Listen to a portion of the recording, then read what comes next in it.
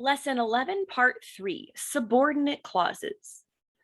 In grammar, a clause is a group of words that has a subject and a verb. This is a book. Clause. This is the subject, is the verb. I went to the store is a clause. I is the subject, went is the verb. Because the monkey climbed the ladder. Monkey is the subject, climbed is the verb, so it's a clause. When it was raining, it is the subject, was raining is the verb, so this is a clause. Some clauses are independent clauses. They express a complete thought and can stand on their own. In elementary school, you were probably taught to call these sentences or simple sentences. This is a book. A subject, a verb can stand on its own, independent clause. I went to the store. Subject, verb, I went, can stand on its own, independent clause. Some clauses are dependent clauses.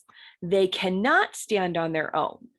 And normally that's because one word that stands at the beginning of the clause that makes the clause depend on another clause. Because the monkey climbed the ladder, it has a subject and a verb, monkey climbed, but it can't stand on its own because of the word because at the beginning, so it's a dependent clause. If we remove the word because and we just had the monkey climb the ladder, it would be an independent clause. But because it has the word because at the beginning, it can't stand alone. It's a dependent clause. When it was raining, we have it and was raining. So we have a subject and a verb. So it is a clause, but it can't stand by itself. So it's a dependent clause. If we remove the when and just said it was raining, we would have an independent clause. But because the word when is at the beginning, it's a dependent clause. You may have been taught in elementary to consider these to be fragments. If you saw it all by itself, trying to be a sentence, it would be a fragment. But we can join dependent and independent clauses together to make sentences called complex sentences. Not a simple sentence, not a compound sentence, a complex sentence. So that's sort of the distinction we're going for here.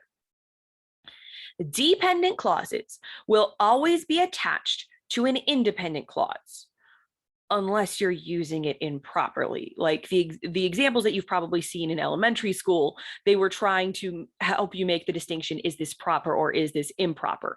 These dependent clauses can properly be used when they're joined to an independent clause and all together make a sentence. Because the monkey climbed the ladder, it reached the roof. The first part in braces, because the monkey climbed the ladder, is a dependent clause. It reached the roof is an independent clause. If we put because the monkey climbed the ladder with it reached the roof, now we have a proper sentence. It's a complex sentence because it has an independent and a dependent clause. It's not simple. It's not compound because it's not two independent joined together. It's complex.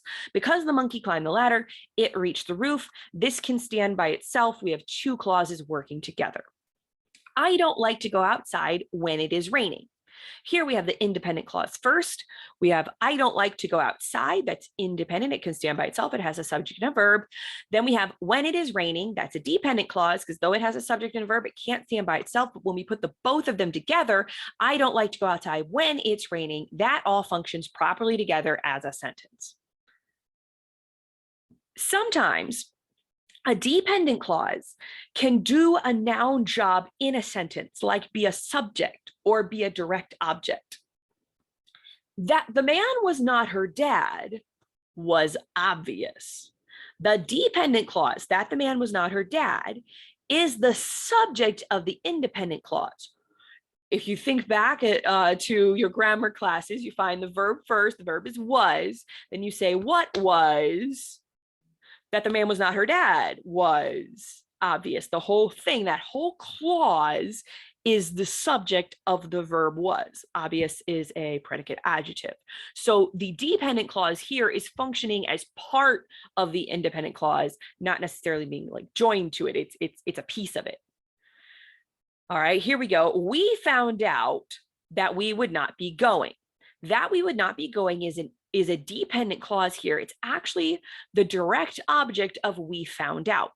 So we found out what, we subject, found or found out the verb, out has different ways of classifying it depending on what system you're using. It could either be part of the verb or you could consider it to be what's called a particle. I'm just going to throw it as part of the verb for the moment. We found out what? Looking for a direct object. We found out that we would not be going. The whole thing is the direct object of this independent clause.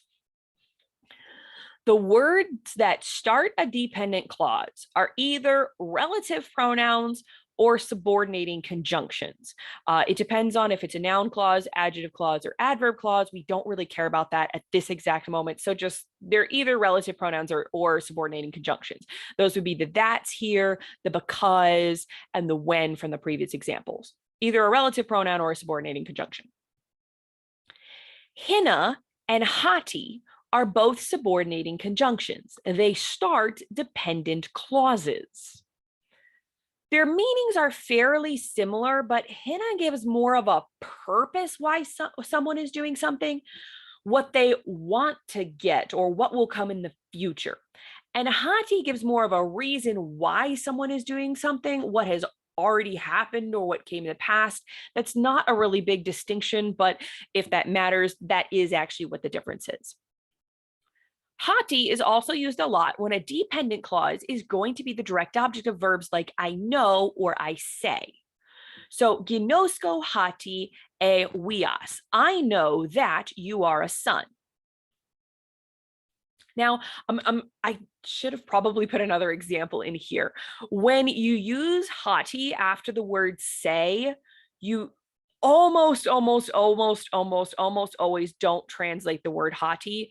Like I say, you are the man. So that would be, I say leges, hati, you are the man would be a ha anthropos. I say that you are the man. We really wouldn't translate that most of the time, especially if like you are the man started with a capital letter. There are some slight distinctions where it actually would make a difference and we would want to translate that hati. But for now, just anytime you see a hati after a verb of talking, which the one you know so far is Lego, anytime you see hati after a form of Lego, just don't translate that hati. And that'll help you out, especially if the translation has quotation marks in it, then you really don't want that hati. That never goes with quotation marks in English, so that's sort of like why that happens. Now, watch out for the two kinds of that in English. There are two different words that are the word that, and they have two completely different meanings in English, and they'll have two different words in Greek. One points, ekenos, that thing over there, that one. The other one introduces a clause, which is hati. I know that you are my son. I'm not pointing to anything when I say that. So just watch out for that distinction there. I know that, ekenos. I know that you're the one, hati. So watch out for that difference there. Summary. A clause is a group of words that has a subject and a verb. An independent clause is a group of words with a subject and verb that can stand on its own. A dependent clause is a group of words with a subject and verb that cannot stand on its own. It's dependent on something else. Subordinating conjunctions or relative pronouns start dependent clauses. Hina is used to give the purpose why someone is doing something, what they want to get, or what will come in the future. Hati is used to give the reason why someone is doing something, what has already happened, or what came in the past.